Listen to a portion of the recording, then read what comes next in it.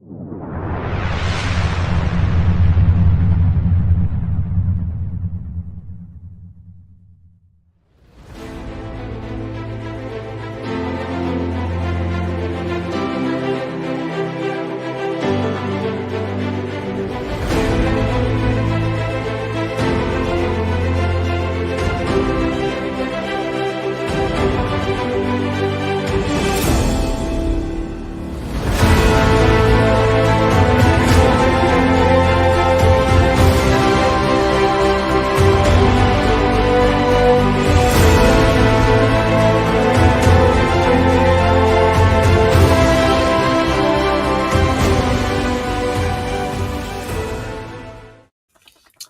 right, and welcome to another episode of Gold Rush here on the JTR Podcast Network. This is Mark Rebin coming to you from the Noodles position in Champaign, Illinois, joined as always by my buddy Jabari Sinclair.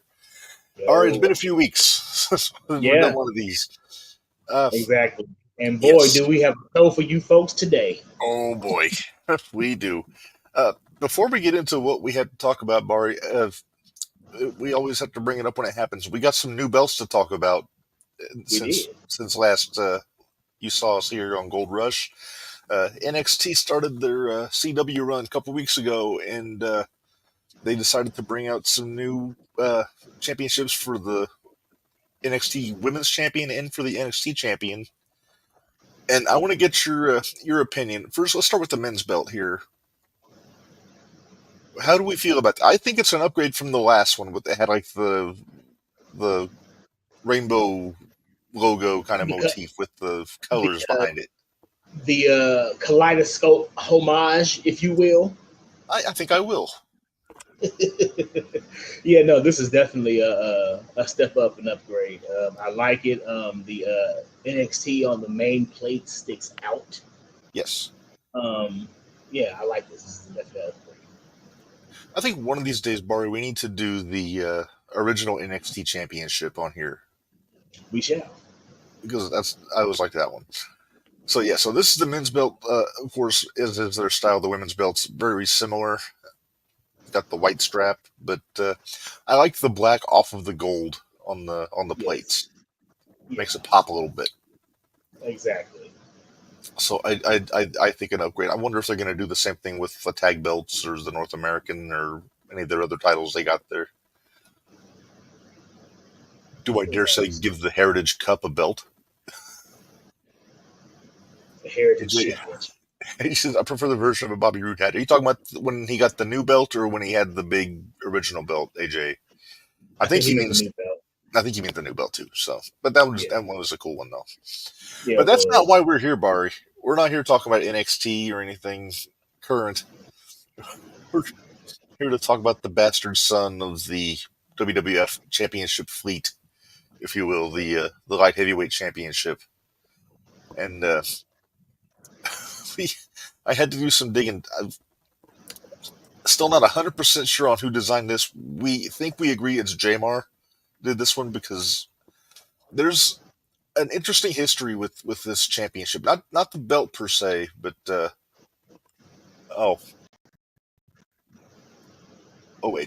I'm not.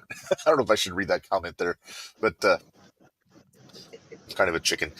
But no, the championship started in 1981, Bari, in the UWA promotion in Mexico, because they were doing a cooperation with Vince Sr. back then. And it never really showed up on WWF programming. It was always either UWA or they would go to Japan. Eventually, Michinoku Pro had it. And it was part of the J Crown that we always talk about with Sasuke and Ultimo Dragon and Liger having that when they had like the 8 belts in New Japan.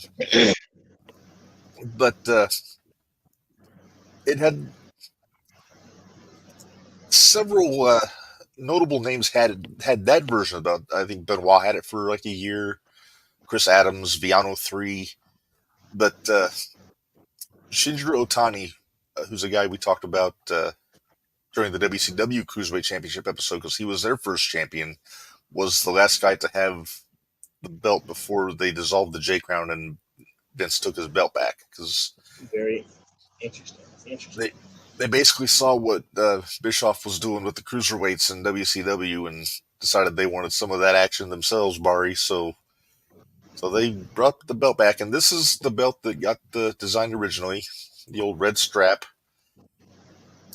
Overall, I don't hate this.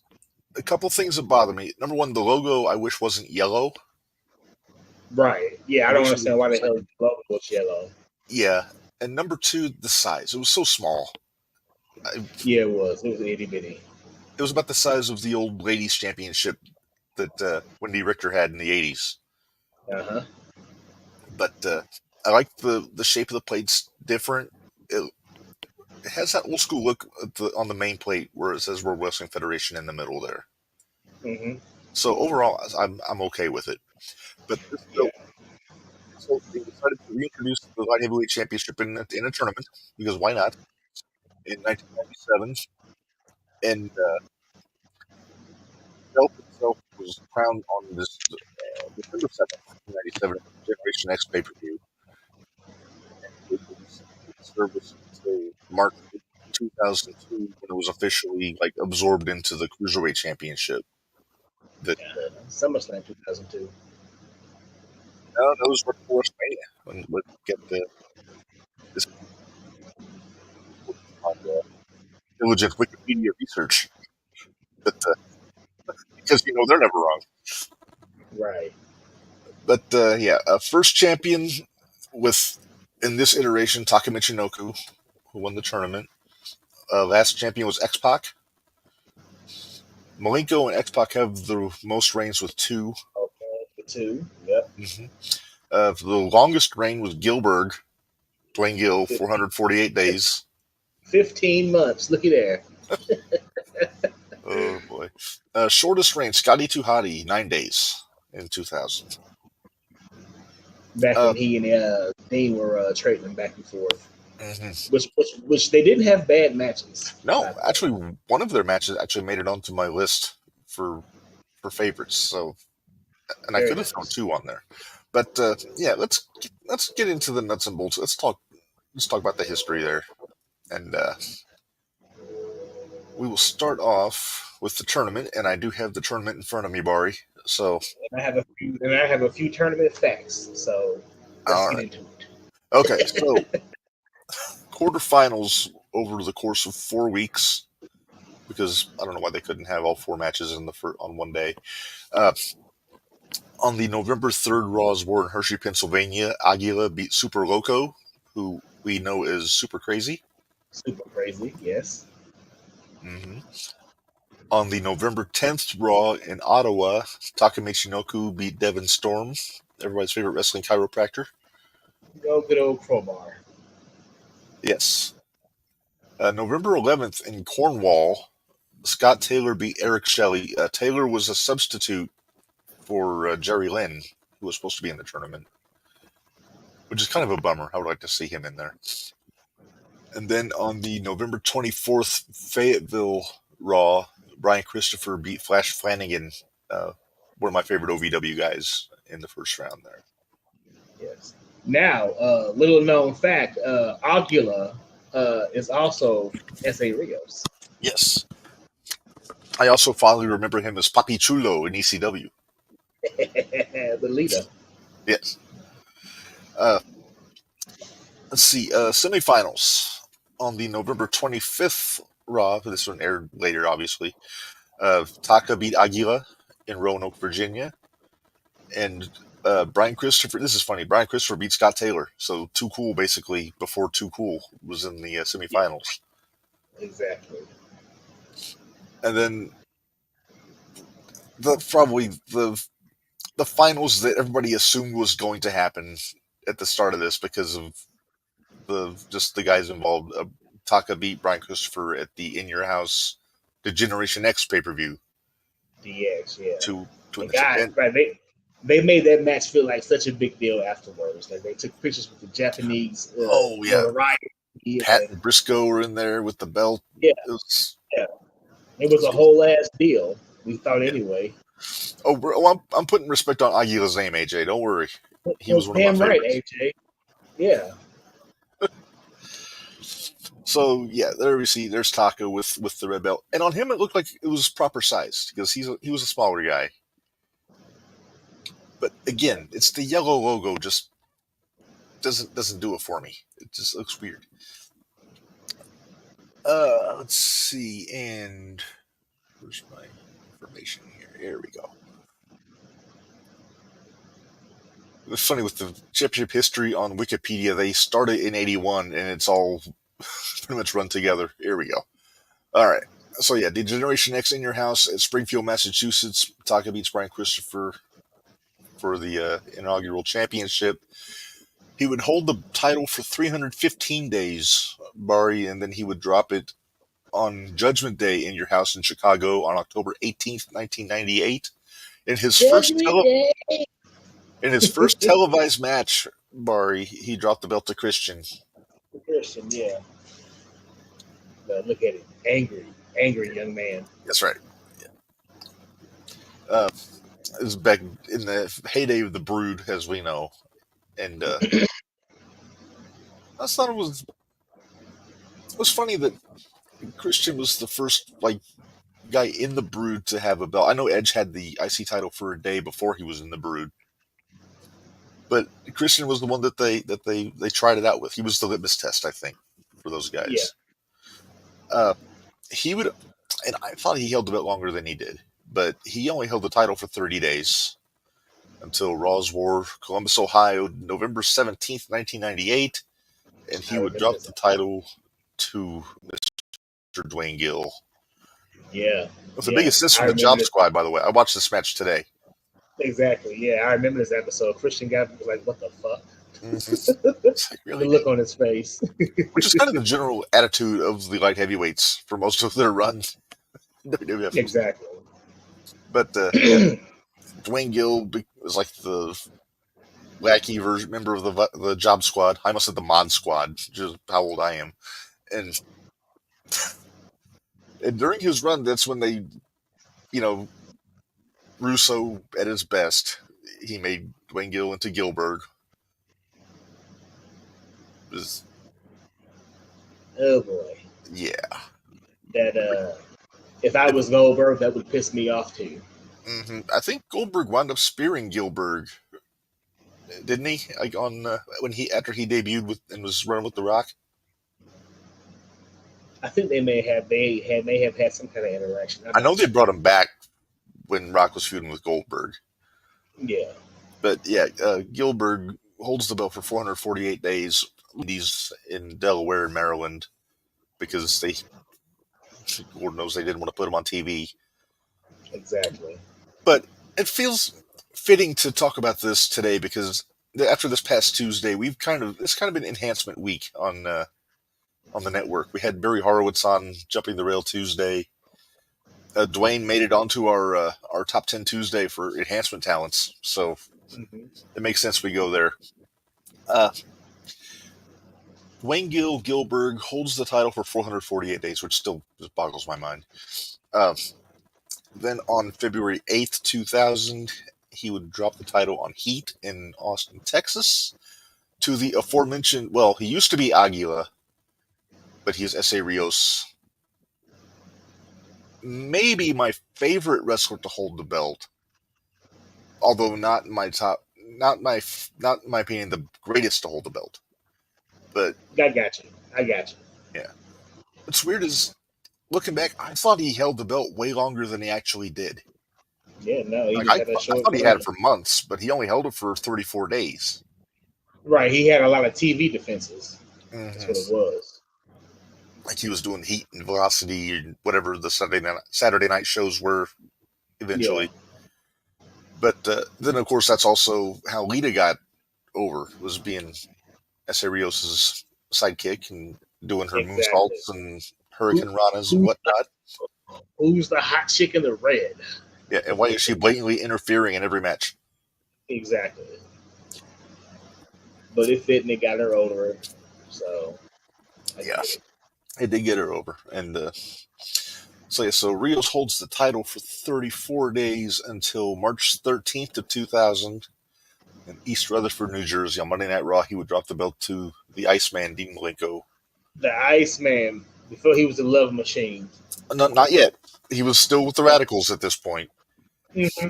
But it's also noted he was the last guy to hold the red strap light heavyweight championship before it evolved into this version that we see here, the black strap. Ah, I see what you did there.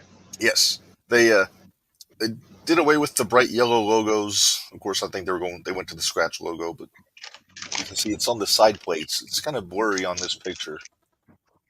But other than that, they didn't change a whole lot. They just changed the color of the strap, basically. Yeah, Made it a little bit more uniform with the other belts they had at this point.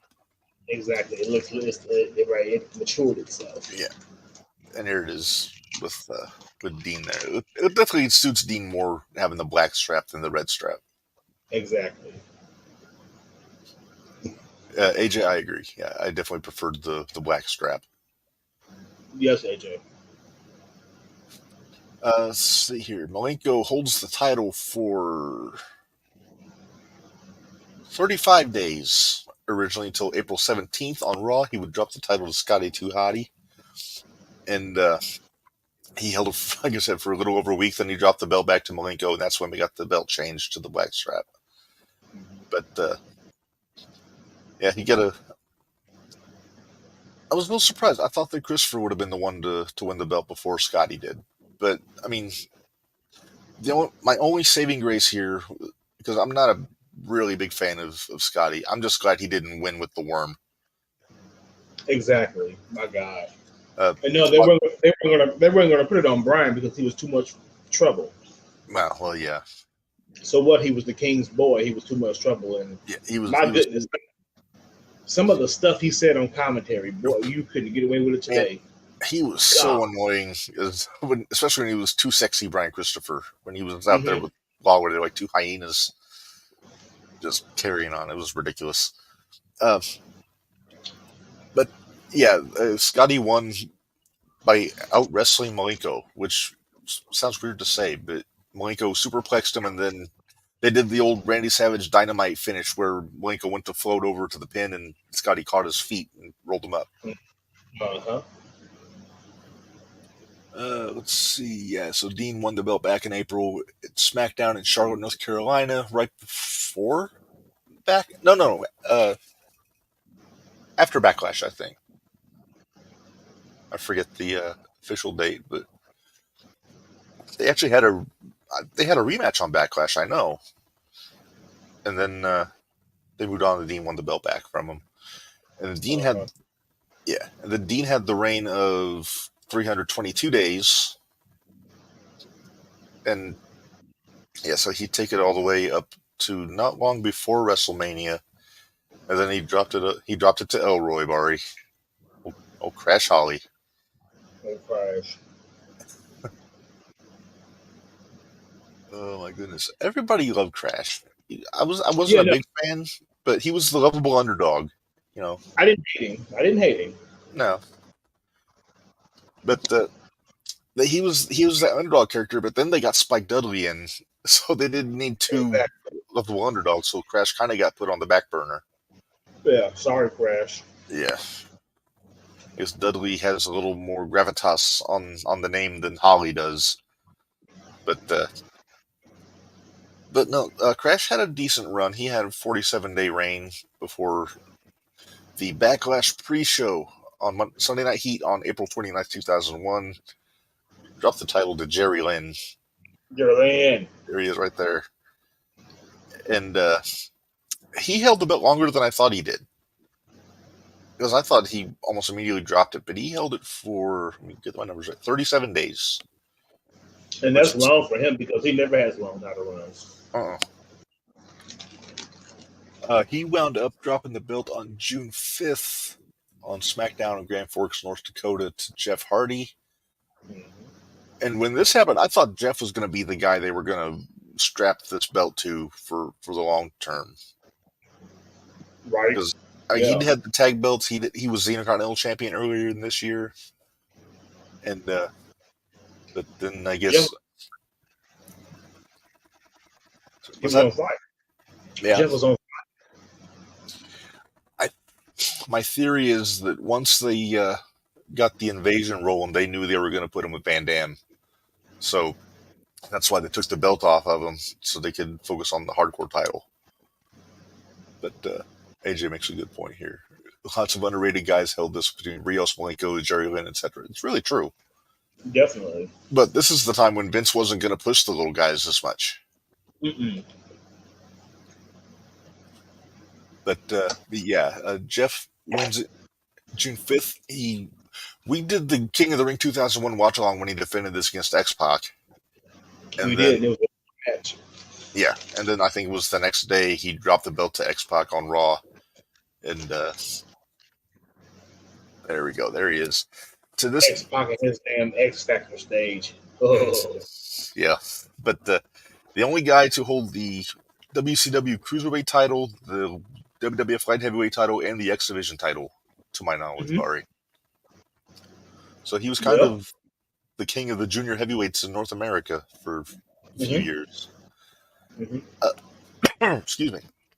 So Pac wins the belt on June 25th on Raw. This is the Madison Square Garden Raw when Paige showed up. And let's see, he would hold it until August 6th on Raw. And at this point, he was also double champion. He beat Kidman to win the WCW Cruiserweight title also. Yep, that sure is right. Mm-hmm. Then on August 6th, he dropped the WWF belt to Tajiri while keeping the Cruiserweight title. And then Tajiri has it until SummerSlam on the 19th. He would drop it back to X-Pac because it was a title versus title match. And Albert interfered. I actually really liked that match, though, when it happened. There's something about the matchup, those two guys with the kicks and just their styles meshed well together. Exactly. They did. They really did. Yeah. Let's see. There was supposed to be a unification match at Survivor Series, like how they did with the tag titles and the mid-card belts. But Pac was hurt. yeah, it was X-Pac got hurt, so Tajiri wound up just going on with the WCW belt that he had, and then when X-Pac came back, they just dissolved the belt into the Cruiserweight title. So they just kept WCW's design, doctored it up a little bit to put the WWF logos on there, and then the light heavyweight title was basically deactivated. Yep. I will say the design on the Cruiserweight belt was far superior to the light heavyweight title. Oh yeah, by far. It looked like an actual mature adult championship. Not something some child did with the crayon. Yeah, it's a. I'll be honest. When I picked this belt to do an episode, I thought we were gonna have a longer lineage, but when you have Gilbert with the belt for 400 days defending it everywhere else but on television, then Right, exactly. you kind of lose track. I mean, they could have had him drop it and win it back a few times on the indies to spice it up a little bit, but that's neither here nor there. I'm not gonna complain too much. I'm gonna be nice. All right. Well, let's talk about the notable feuds, Bari, and I was able to get 5 out of this. I mean, considering the few people that actually held the belt, that I was able to get 5 feuds out of here is pretty remarkable. I wouldn't call them notable feuds, but they're feuds. Well, for the sake of this segment, we'll say notable. Yeah. I'll be nice. It's Friday. It just says the light heavyweight title doesn't have much lineage because they literally just forgot it existed more often than not. I really think they did. I think they just forgot about it. Mm-hmm. I was watching Cultaholics, like, retrospect. Is that the one you watched earlier today also, Bari? No, I watched Marky D's. Okay. Because I found, I was watching the Cultaholic one, and they were talking about how they didn't really seem to care about the light heavyweight belt until the Radicals showed up, because then they had Dean and they had Eddie, so they thought they should maybe take it a little more seriously. That's when they put on S.A. Rios. But yeah, otherwise, it really was the definition of an afterthought in WWF for those 4 years. Which is kind of a drag, because it's I was always a fan of junior heavyweight wrestling. Yeah, no, it could have been something, but I mean, they didn't. They really didn't. Before the Radical showed up, I mean, they really didn't have anybody to put in the division. It was the same, like I said, 5 or 6 people wrestling each other for this belt, and it wasn't their fault. They just didn't have the talent. And then Brian Christopher was, and I hate to speak ill of the dead, I really do, but he was just so annoying. Every week we had to hear that same Memphis banter. Yeah, and the cackle. it was dead in the water before it even started to swim. Yeah, and then he might have been more irritating when he was Grandmaster Sexay. Oh God, yeah. Please. But again, I try to be nice to the deceased. But Yeah. hey, Barry, we got a new face in the chat here. Sports guy says, I always wondered if the light heavyweight title would have continued had X-Pac not gotten hurt. I think they would have still. I think they still would have unified it with the cruiserweight title, but eventually, yeah. But I don't know. A part of me back then wondered if, since technically WWF won the invasion angle, if they would have kept going with the light heavyweight title instead of the cruiserweight title. But since Pac was gone with the belt and the jury had that cruiserweight belt, that's the one they stuck with. So he makes a good point here. Yeah, he does. Yeah. Very good. Yeah. Anyway, back to our notable feuds. I'll throw finger quotes on there. Okay, so I got 5. Taka and Brian Christopher was the first feud they had for it.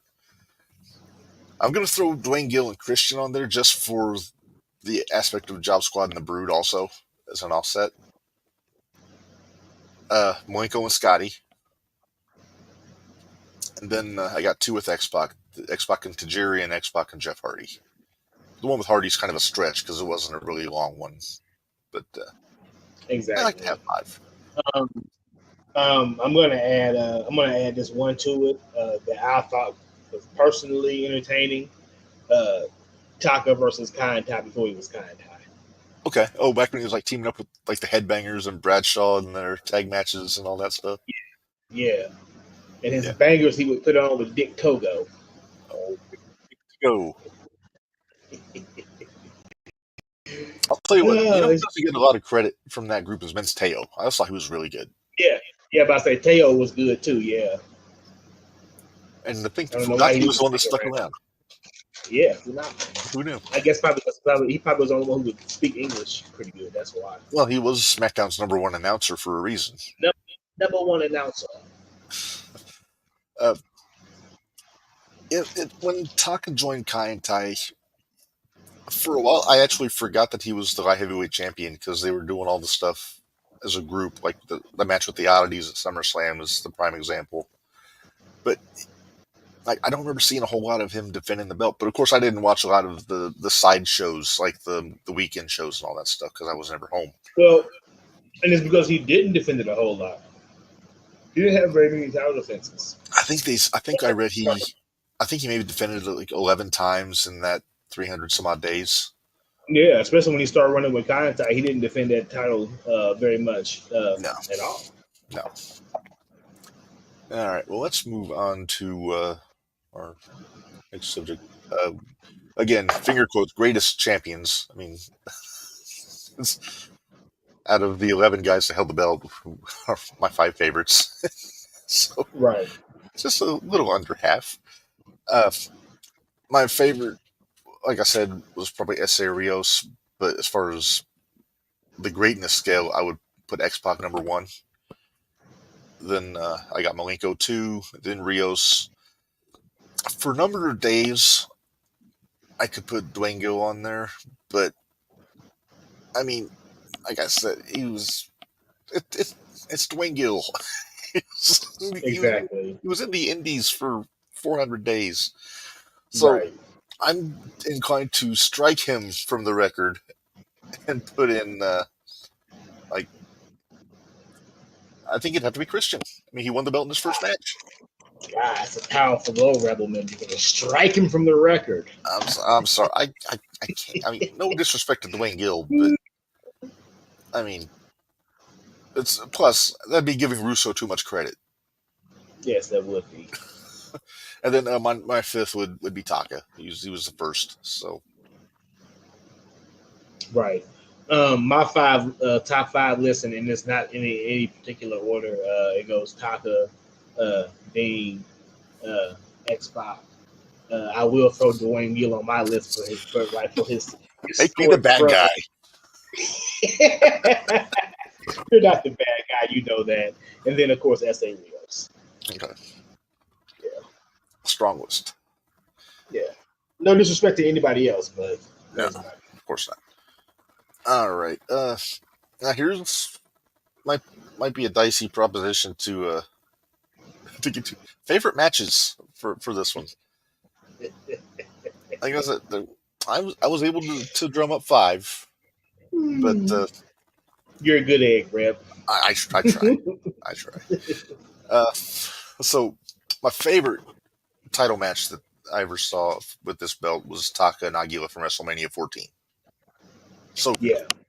Yeah, and that match is a part of a set of matches on a show that I can watch from start to finish and not fast forward anything. Oh yeah, absolutely. Yeah.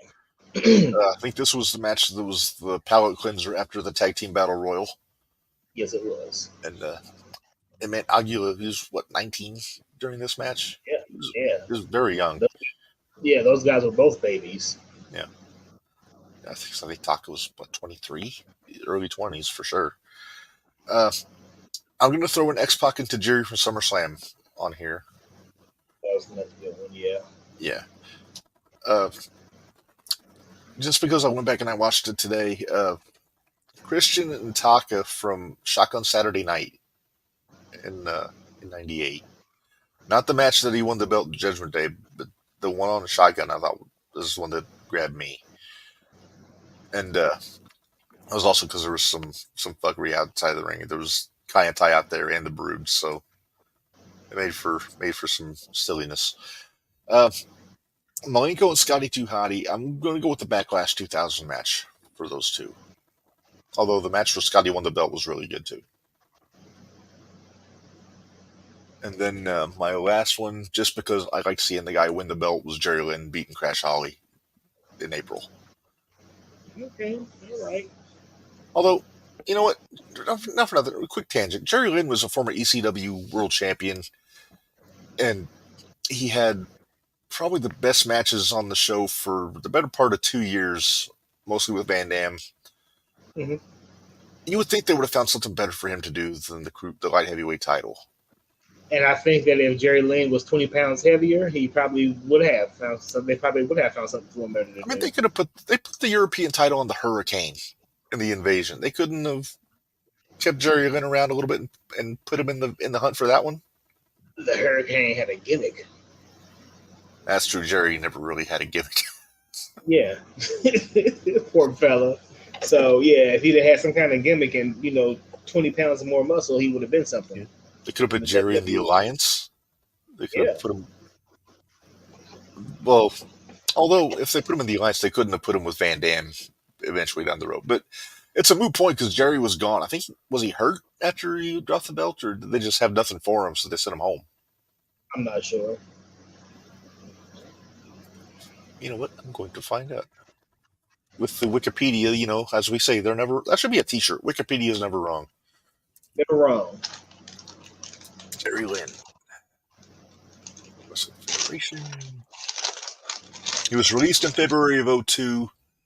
He did have a match with Van Dam for the hardcore title on Heat, but he was released in February after a knee injury. So there we go. How did we miss that? Yeah. I may have to go back and find that match.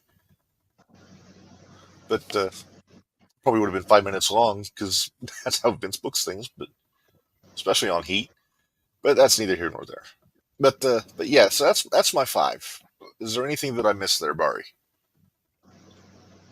Nope. You were just a bundle of energy today. I did not watch any of these matches because I knew. No. So I'm what I gonna. did, I found me a retrospect, and I Mhm. watched it really good. And I made me 2.5 pages of notes. And I said we're just gonna roll with this fucking thing because, oh boy, Can I I can I tried. take can I take a guess of what your inner monologue was when I suggested this belt for an episode? Something to the Yeah, effect of "Damn it, Rebelman!" because I knew You wanted before this. we had. Yeah, I got this page of notes and this page and these two. I was like, no. Muttering under your breath all the while. I can't believe I have to watch this shit. Ah, Jesus. Right, Oh, the it could have. recreational things were fun earlier. Oh boy, but it could have been so much better than it was. It The could, run with this it could belt. have, and it's just it was the lack of talent, Hmm. the lack of storyline, bad booking. Nobody really got pushed unless they was the daddy son or whatever the case may be. Uh, Well, the no, problem right, is no, and it Bischoff had wasn't. the yeah. Well, he said Bischoff had the relationship with Triple A, so he was getting the cream of the crop as far as cruiserweights goes. Vince was kind of Exactly. getting the leftovers, along with the Kaientai guys from Michinoku Pro. But Yeah, then it was just like, oh, by the way, Lawler has he's got USWA. Let's get some of their guys. And then who's on the undercard? Scott Taylor was basically an enhancement guy that they yeah, brought into the division because they yeah. needed bodies. And I think maybe had if he not got hurt, maybe Scott Putski could have been something. Possibly, he had good luck. He was a good Yeah, athlete. he had a damn good look. That's a look shaped like a stallion, Yeah, shaped like Vince a could have million. made Vince could have done something with him if he hadn't got hurt. Oh yeah, oh Uh, yeah. there's always the question of like if Pillman had still been around, would he have done something with that? He's but if he was still with the Hart Foundation, he'd be the only one without a belt, so they'd put something on him. Uh, Yeah. you know, Owen was already a heavyweight; he wasn't going to be doing juniors anymore.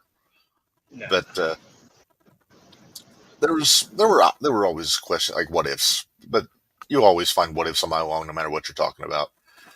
Uh, well, Bari, what this means is you don't have to listen to me pick a belt this time, so I'm not going to disappoint you.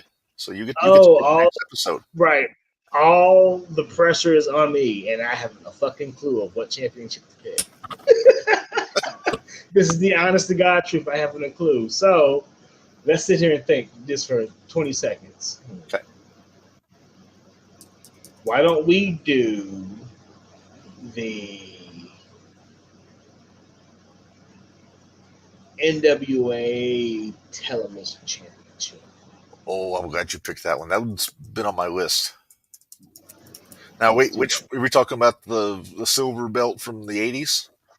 Yes. All right, let me drum up a photo here. That'll be a fun one to watch some matches of, do some I'm research on. I'm going to propose that we talk about both the red strap and the black strap Yeah. because I think the red strap might be my favorite, but the And black nobody was a good and one. nobody knows where either one of those original belts are to this day. I just figured Conrad had one. I got to No, hold a pretty no. neat replica of the red one when I met Arn Anderson last year. You did. No, when I was listening to Connie and Crockett a few days ago, yeah, no, nobody knows what the red and black belts are. Damn, Yeah. what a hidden treasure indeed. Look at that. Yeah. We'll find a less Imagine blurry finding that. picture for the episode, but Right. Imagine if we find that fucker somewhere. oof. Then there's the black version. Get all the networks on the side plates. I always love that. Hmm. So yeah, that's our next belt. I like it. I'm, I'm looking forward to that one for sure. Uh, real quick, this Tuesday on the Jumping the Rail podcast, we will be joined by Alice Crowley from the Midwest Big Al. Independents. Big Al. Big Al, yes. And then our next ECW Extreme F and Review podcast will drop next Friday with episode 5 from TNN. So check that out. So we already recorded that. It was fun. I'm getting used to the fact that all the matches on those TNN shows are like less than 5 minutes long. Yeah, no, they're short. Yeah, you guys get right to the point. I like it. We really do. And also, we dropped the announcement on Jumping the Rail this week. We're going to be on Patreon now, so we'll have to find something cool to do belt related for the Patreon, Bari, at some point. We will. We will. So yeah, patreon.com/JTR Podcast Network to see what we got there. We haven't got a whole lot up there yet, but we will be very shortly once we figure out what we're doing. Sound right? Fair enough. Fair enough. All right. Well, the good thing about these short-lived titles is it makes the episodes nice and quick and to the point. And we're going to be done here with time for us either put on SmackDown or baseball, whatever strikes our fancy, Bari. Exactly. I'm going to go grab some dinner before SmackDown. Sounds like a plan. All right. Well, everybody, thanks for joining us. Thanks to all the new faces that have been checking us out on the YouTube. And until next time, for Bari, this is Reb. Remind you all, life is hard, work stiff. We'll see you guys next time. Peace.